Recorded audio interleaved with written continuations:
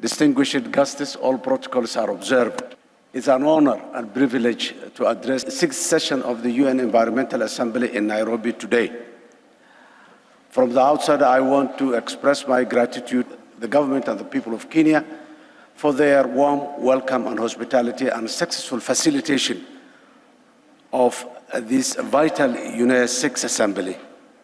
Equally, I recognize the great effort of the period of UNEA-6 in ensuring the success of this assembly over the last 2 years under the leadership of the brotherly Kingdom of Morocco.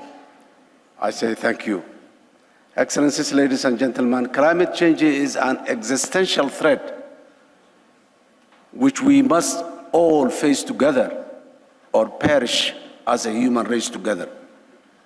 Therefore, the UNEA-6 theme of effective, inclusive, and sustainable multilateral action to take climate change, biodiversity loss, and pollution could not be timelier and more relevant across the world. We are witnessing rising temperatures, more droughts, floods, melting ice caps, and the disruption of a human life in every continent. We cannot go on like this forever. Whether it's the food insecurity facing hundreds of millions of people, rising pollution-related chronic illness, destroyed homes and livelihoods in the most climate vulnerable communities in developing states, or the rapid pace for global urbanization, the only realistic way to address them all is through effective, inclusive, and sustainable multilateral action to tackle climate change, biodiversity loss, and pollution. In Somalia, we are on the front line of the climate change, and our government is working tirelessly to address the enormous challenges we face in mitigating, adapting to the new painful reality we're facing today. As a country, we are witnessing rising temperature and have just come out of a 4-year drought with a climate-induced humanitarian situation still stubbornly persisting. Looking forward, it's predicted that extreme weather events like droughts and floods will increase, having disproportionate impact on our people's lives, livelihoods, infrastructure, land degradation, biodiversity loss, and food insecurity. Accordingly, for us in Somalia, I would strongly argue that we have passed the point of climate crisis and we are now in the climate emergency stage. Given this agonizing reality, we need the support of all our international partners to take immediate action to address this effectively and quickly. Excellencies, ladies and gentlemen, I'm glad to inform you that having established Somalia's first Minister of Environment and Climate Change in the year 2022, our government is in the process of finalizing the remaining few policy and legal frameworks to safeguard our environment. Key among these is the new Environmental Protection and Management Law, which our government ratified only last week. This legislation is fundamental in informing our environmental responses to the existential challenges we face at this critical time in a determined and systematic manner, including biodiversity loss and pollution address. Furthermore, we are banning the importation, trade, and use of plastic bags from the end of June this year. This is certainly a game-changing action which will protect our people and environment from plastic pollution. Effective, inclusive, and sustainable multilateral actions to tackle climate change, biodiversity loss, and pollution must include sincere action on climate financing without available, accessible, and affordable financing. Most of the developing states like Somalia cannot meet their vast and most pressing adaptation mitigation requirements and priorities.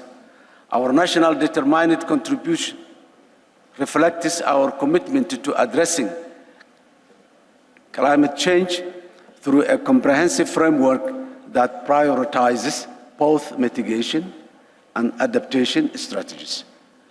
The total cost of implementing these strategies is estimated to be more than $15 billion through 2030, which underscores the scale of investment required to meet the targets set by Somalia. To meet our adaptation and mitigation targets, this is more than we raise in domestic revenue or are able to borrow from vertical and multilateral funds or the private financing markets. Given the difficulty for access to climate financing, the international climate financing architecture is not serving our needs at the moment and is not fit for the purpose at the moment as well. Excellencies, ladies and gentlemen, there is a huge mismatch between available climate financing and the emergency situation most of the world's affected states, especially fragile countries like Somalia, are in. Accordingly, there must be equity in global access and resource mobilization to ensure that all nations are able to respond to their climate crisis equally for the benefit of humanity. Additionally, there must be a burden sharing between the developed and the developing world in this matter, in the spirit of multilateralism and common development to achieve sustainable development even beyond the 2030 UN aspiration. Better managed and protecting Somalia's environment, as our government is committed to, will ensure that our vast natural resources, including our oceans, fertile lands, and livestock, can translate to green energy, jobs, and growth for the benefit of our people and the wider Horn of Africa region. We are currently working on a bankable and investment-ready projects to attract climate financing and investors, and are hopeful that this will help our government raise more domestic resources to effectively finance our national mitigation and adaptation needs on a permanent basis in line with our national climate financing strategy. Before I conclude, I would like to stress here that Somalia facing multi challenges: the war against terror, the poverty line, below the poverty line, most of our population are ravaged, post-conflict environment, the fragility situation. This has compounded the effects of environmental challenges. Somalia faced four consecutive years of drought, and the fifth year was the El Nino and the floods that destroyed whatever remaining after the droughts. In conclusion, I'm confident that we, as a community of nations, are aware to existential threat that climate change, biodiversity loss, and pollution poses to our very existence. Its destructive evidence is all around us.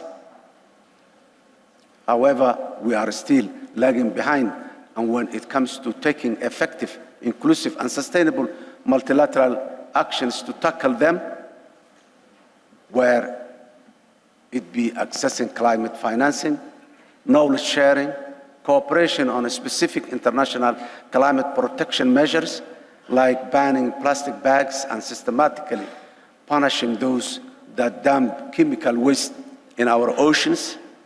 We need to be more united, and community nations and international institutions more than ever before. Our collective survival depends on this. Excellencies, ladies and gentlemen, I thank you.